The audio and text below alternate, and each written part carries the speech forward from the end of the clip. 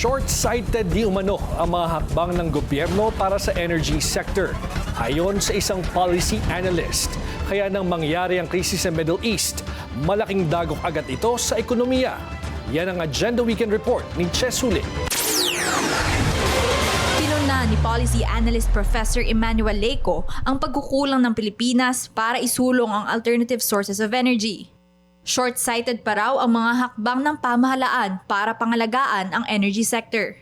Patunay rito ang dagok sa ekonomiya na dulot ng biglaang pagsipa ng presyo ng produktong petrolyo. We are importing 98% of our fuel, and majority, if not all of that, is coming from the Middle East. Even the fuel that we are buying here in the region, they also come from the Strait of Hormuz. So I think that's not going to make us feel comfortable. Para sa import-dependent na bansa gaya ng Pilipinas, may projections na posibleng bumaba ang demand sa langis.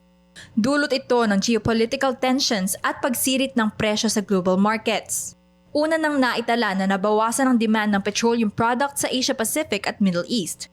Higit na apektado ang jet fuel at liquefied petroleum gas sa mga nasabing lugar. Ayon sa IEA, posibleng bumaba ang oil demand kung mananatiling mataas ang presyo nito bukod pa sa supply shortage.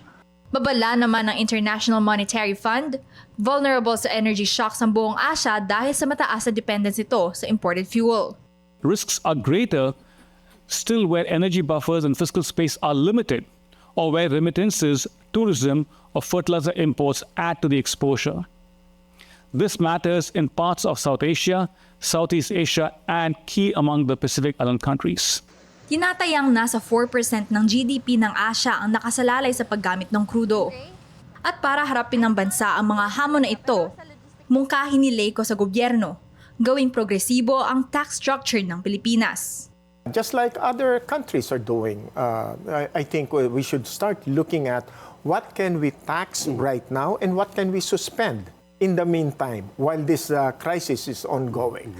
Sana raw ay mailatag na rin ang mas plantsadong reforma para sa oras ng krisis, mas progresibo at mas handa ang bansa. Para sa Agenda Weekend, Ches Sulit, Billionaire News Channel.